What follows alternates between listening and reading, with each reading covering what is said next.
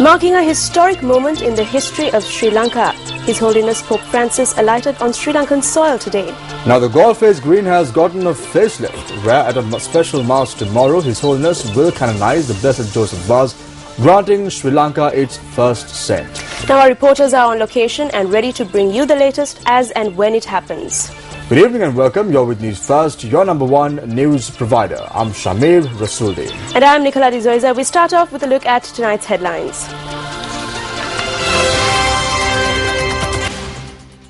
The People's Pope, His Holiness Pope Francis, is welcome to Sri Lanka. Bitter legacy of injustices, hostility and mistrust can only be overcome by cultivating virtues which foster reconciliation, solidarity and peace. A statement from His Holiness. JVP lodges complaint at the Bribery Commission on alleged corrupt practices of several members of the former administration. Interim budget, including provision for reducing prices of 10 essential goods, to be presented to Parliament on the 29th. A statement from the new Finance Minister. Over opposition leader Harin Fernando seeks chief ministerial position from the governor. His Holiness Pope Francis called on President Maithripala Sirisena this evening. The meeting between His Holiness Pope Francis and President Maithripala Sirisena took place at the Presidential Secretariat.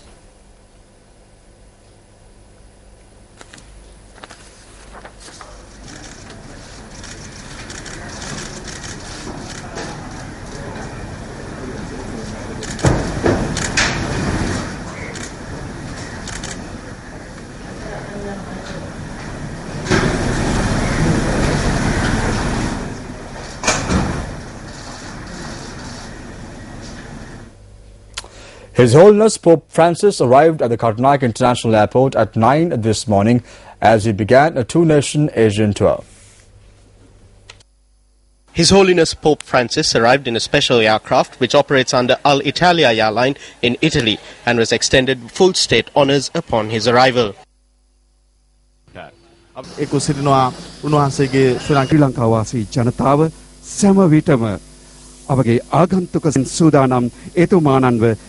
And which will be an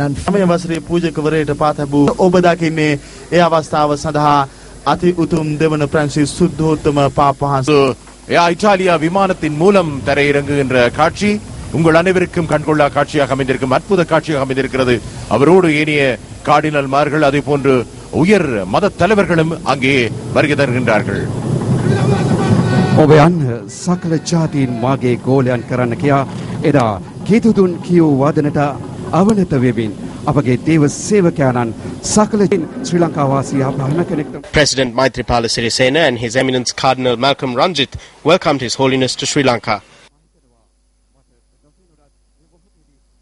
මේ මොහොතේදී අපගේ දේශයේ අපගේ භූමිය ස්පර්ශ කරමින් සිප වැළඳ ගනිමින් Prime Minister Ranil Wickremesinghe and other ministers also took the opportunity to welcome the pontiff to the island.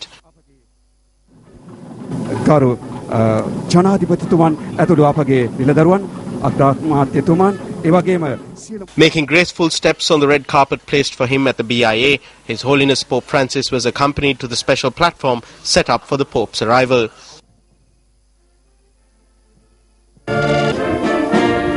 The Triforce's salutation and a guard of honor was accorded to the Pope. To carry on with the rest of the proceedings, Your Holiness. Pasagap! Avi! Trividhamudha Sammanapura! Janadhipati Sammana! Uttamachara! Avi!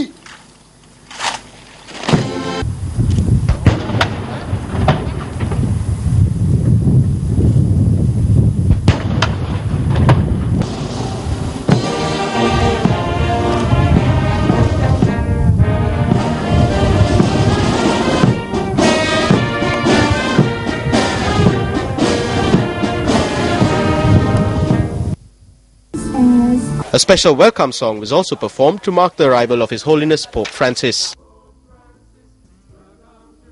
Holy Father, dear Pope Francis, welcome to Sri Lanka. Benvenuto Santo Padre, welcome to Sri Lanka. We are people who believe in religious tolerance and coexistence based on our centuries or religious heritage.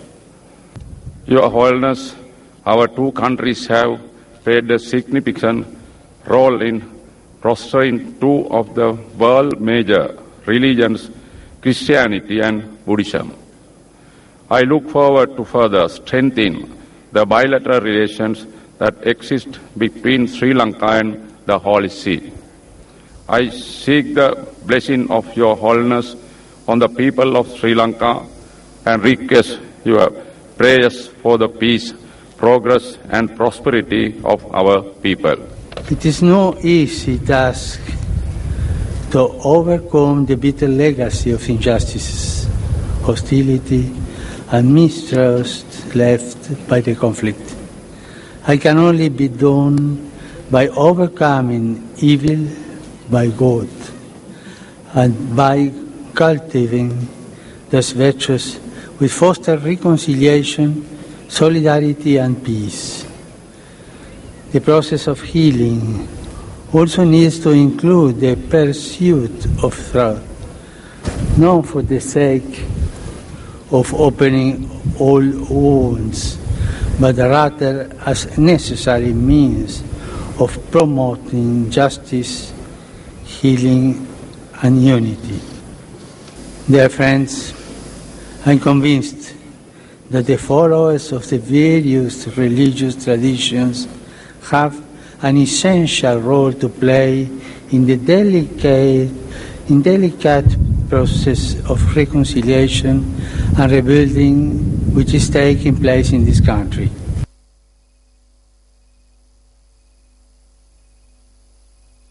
Later, the Pope blessed the Archbishop of Sri Lanka and the others who were present at the location.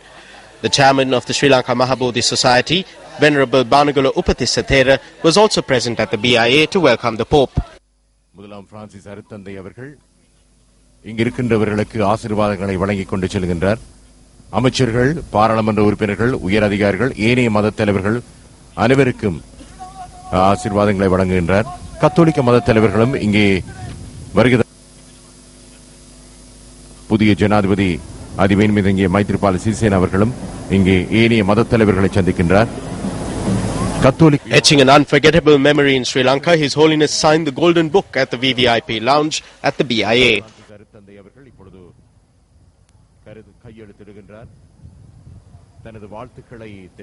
Significant occasion. His Holiness Pope Francis began his journey to Colombo in the famous Pope Mobile from the Sri Lanka Madura that caters to VIPs who arrive in the country. Hundreds of thousands were seen on either side of the route, hoping for a glimpse of His Holiness.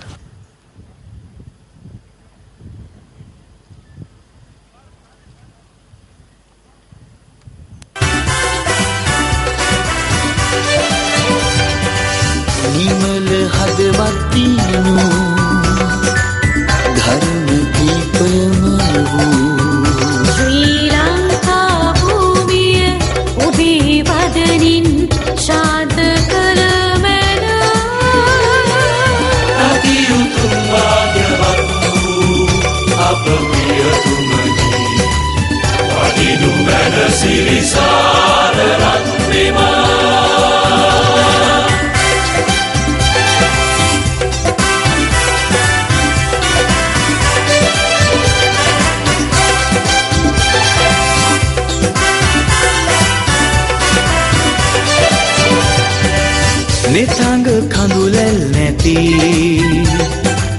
satutu sinharedi premai pavatinnata obe prema apata dinu mena adiutum bhagyavatu apaviyatumani vadinu mena sirisara. Living up to his name as the People's Pope, His Holiness disembarked from the Pope Mobile on several occasions to greet his devotees.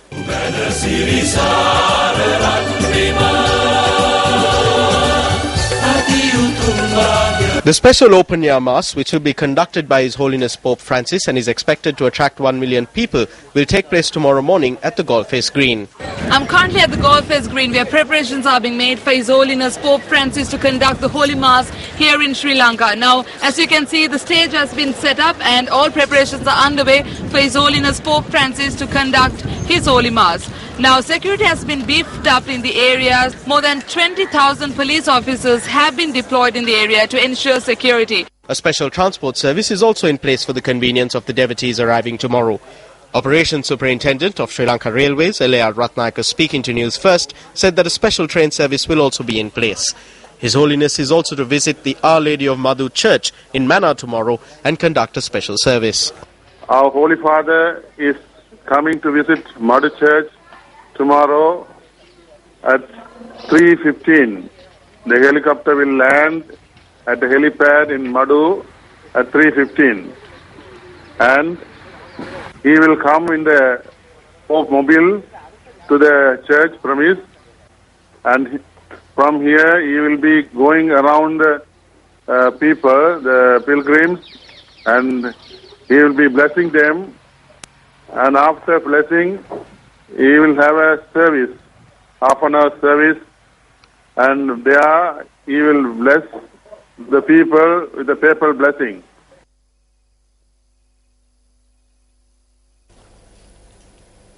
Meanwhile, His Holiness Pope Francis participated in an inter-religious conference held at the BMICH in Colombo this evening. Religious leaders from the multitude of faiths represented in Sri Lanka participated in this inter-religious and ecumenical conference. Religious dignitaries, we need to unite. Religion and all the other friends and well-wishers. For too many years, the men and women of this country have been victims of civil strife and violence. For the sake of peace, religious belief must never be allowed to be abused in the cause of violence and war. We must be clear and unequivocal in challenging our communities to live fairly the tenets of peace and coexistence found in his religion. Mementos were presented to His Holiness at this event. This meeting. His Holiness Pope Francis coincides.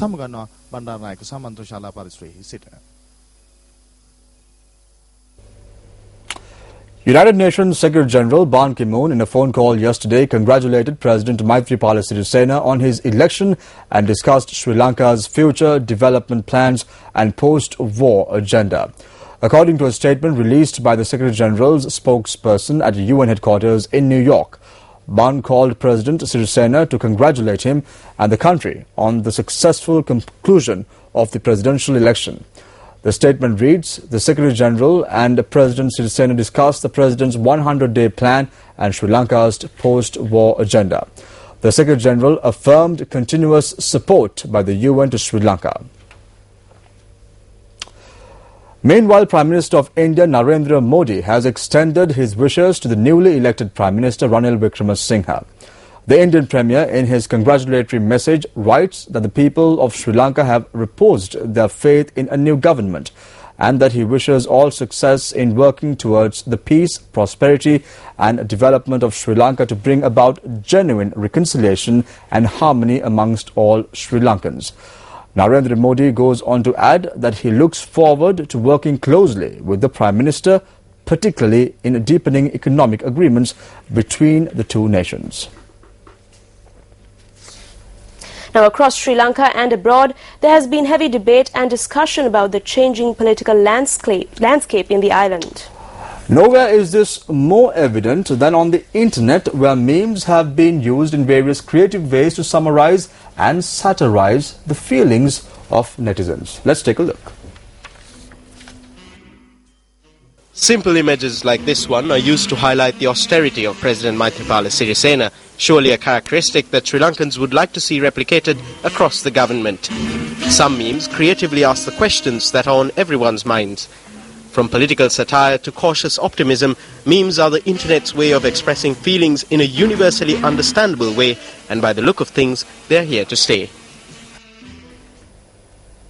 Minister of Finance Ravi Karunanayake says the price of fuel and 10 other commodities will be reduced through an interim budget that will be presented in Parliament on the 29th of this month. He made this statement subsequent to assuming duties at his ministry today. Ravi Karunanayake took quotes as the Minister of Finance yesterday and assumed duties today subsequent to engaging in religious observances.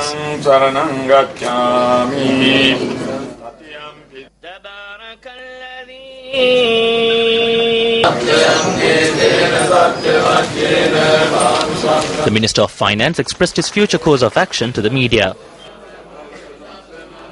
I have made a plea to the Secretary to inform the President, the Prime Minister, the Cabinet and me on the real state of the Finance Ministry within 1 week. I asked him to report to me the true situation of the economy, which has been trumpeted about for so long. We have promised the public a program to reduce the price of 10 commodities.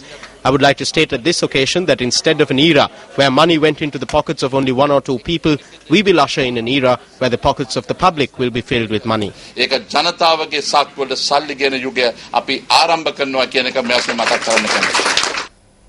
Minister of Education Akhila Viraj Karyawasam officially assumed duties today. The new Minister of Education, Akhila Viraj Karyawasam, arrived at the Ministry of Education this morning to assume his ministerial duties. Prior to assuming his duties, Minister Karyawasam engaged in religious observances and obtained blessings.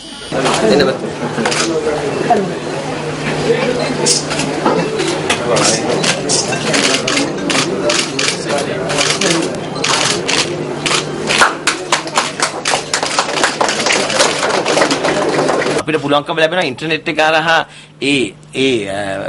දේවල් ලබාගෙන මේ We now have the ability to create employment opportunities and earn dollars and euros by what is called outsourcing business process via the internet. We have so many opportunities like that. We have a scholarship exam for which discussions will follow in order to continue with the exam as per necessity. I do not need to do things to become popular. ජනප්‍රිය වෙන්න දේවල් කරන්න නැති වෙයි. The newly appointed Deputy Minister of Justice, Attorney at Law Sujiva Senasinghe says that he is disappointed with the deputy ministerial portfolio provided to him. The minister made this statement after calling on Most Venerable Tibatwawe Sri Sumangala Thera, the Chief Prelate of the Malwata chapter in Kandy. Deputy Minister of Justice, Attorney at Law Sujiva Senasinghe called on the Chief Prelate of the Malwata chapter of the Siam sect today and obtained blessings. Journalists inquired from the Deputy Minister on his new portfolio. I am somewhat disappointed, but we need to get used to such things in politics. The people are with me. I will show the strength of the people at the next election. After that, I hope that the leaders will take a decision to give me my due place. I am always ready to step down from politics in order to serve the people. The Pipituru Hela Urumaya convened a media briefing in Colombo today.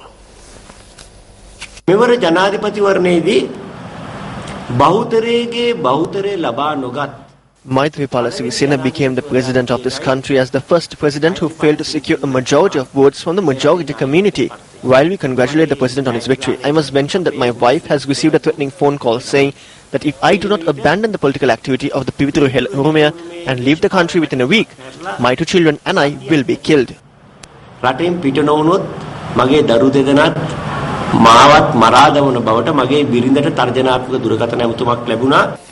Gammanpila also commented on the government's 100-day plan.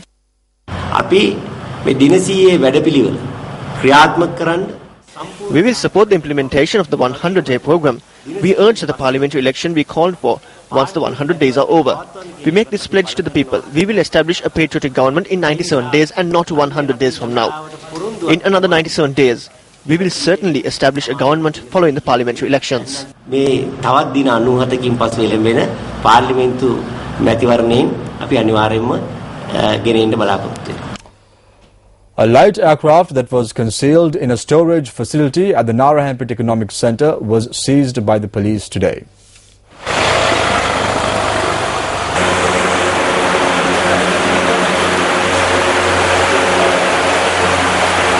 The office of the police media spokesperson said that the discovery was made by the Narayanpet police after information came to light that a certain group had attempted to take away the light aircraft.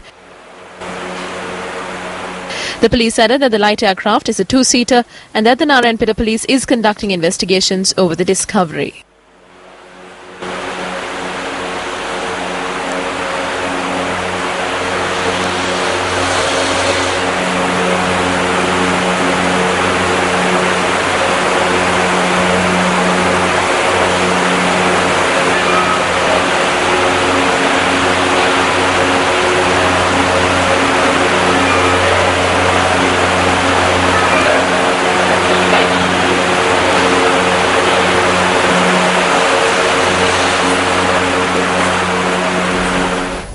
The Janata Vimukti Peramuna lodged a complaint at the Commission to investigate allegations of bribery or corruption today.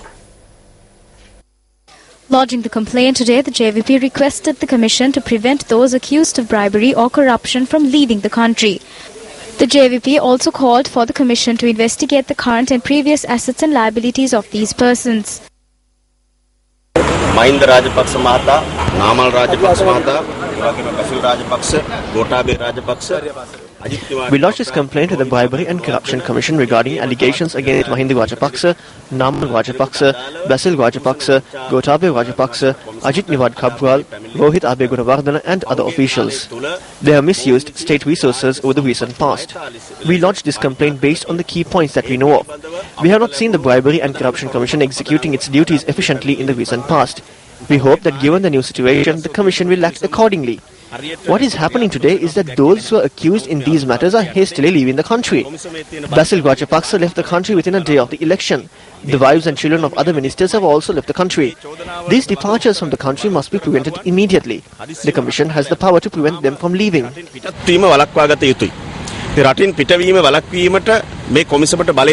Meanwhile, another person who visited the Commission to investigate allegations of bribery or corruption briefed MP Vijitha Herath on the status of his complaint. I lodged complaints with the police, the IGP and the Bribery Commission in 2012, 2013 and 2014. This person is now preparing to leave the country. He has defrauded 2.9 billion rupees from this account. Our wretched chairman has defrauded public funds.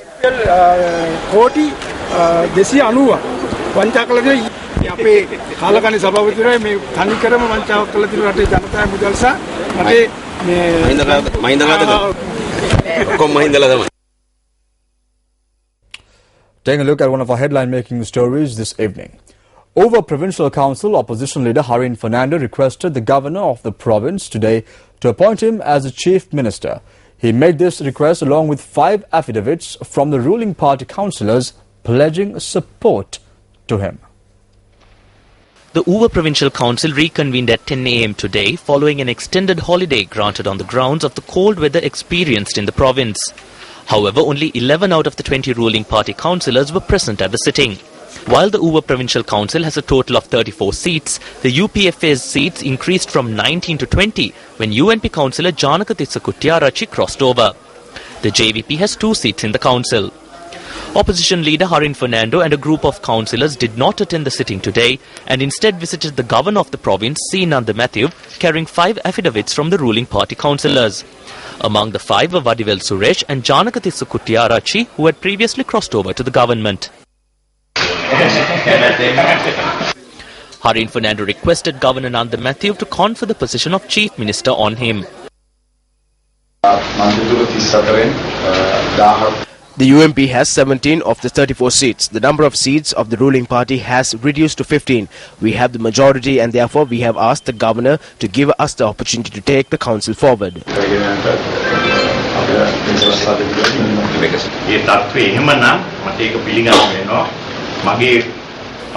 If this is the situation, then I will have to accept it. My duty now is to inform the incumbent Chief Minister.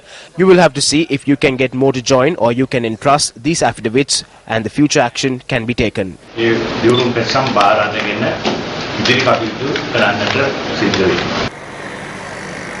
Meanwhile, tensions flared at the UPFA Governed Beerwala Urban Council at the monthly sitting today. While the chairman did not attend the sitting, the vice chairman conducted the meeting with the participation of only 2 other ruling party members. 4 opposition members participated in the meeting and later pointed out that the ruling party no longer had a majority, following which a tense situation ensued.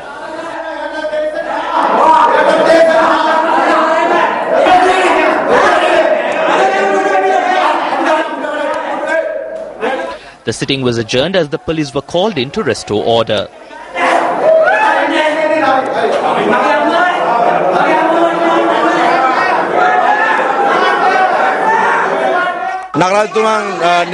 The chairman has approved holidays.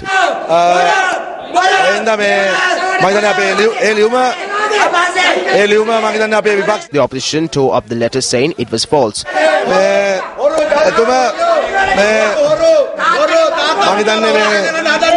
There was quorum, but they did not let us continue with the sitting.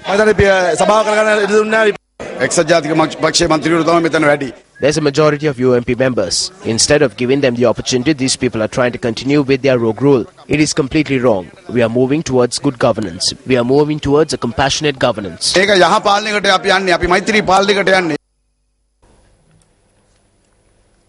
Wildlife officers have said that parliamentarian Sajjan Gunawardena had obtained the elephant calf discovered in his house for a sum of 10 million rupees. They said that the elephant calf had been registered at the Wildlife Department in 2009.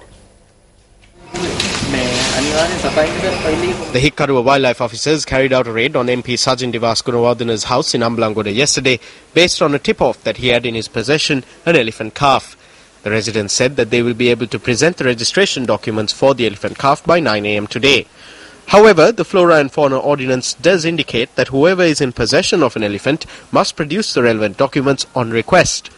The wildlife officers who carried out yesterday's raid informed Newsfirst that even though the residents were unable to produce the registration documents yesterday, they were able to do so today.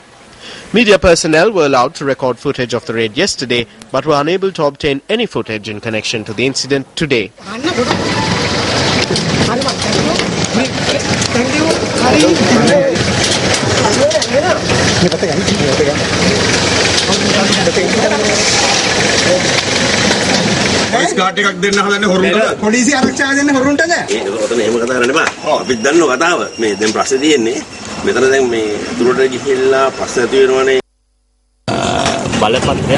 A registration document has been presented to the Wildlife Department. Now the details of the elephant match the details mentioned in the document.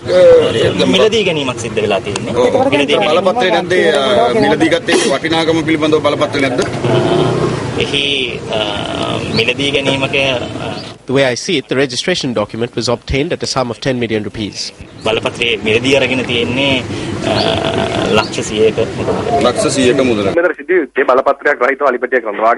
the situation at hand is that the elephant was kept in possession without the relevant registration documents, then the elephant calf must immediately be taken into custody and placed in an elephant orphanage or in Pinnawala.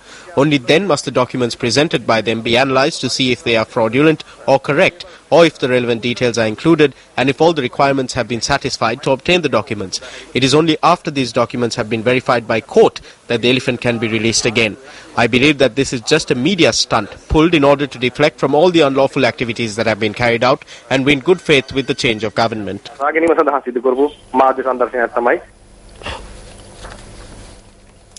Newsfirst made an inquiry from the wildlife officers as to whether parliamentarian Sajjan Gunawardena presented the relevant documents for the possession of an elephant calf. The Director General of the department, H.D. Ratnayaka, confirmed that such a document was presented in 2009. And that's a wrap of your primetime news for tonight. Thank you for joining us. For the Newsfirst team, I'm Nicola Dizoiza. And I'm Shamir Rasuluddin. Join us again tomorrow, same time, same place. Till then, take care and good night.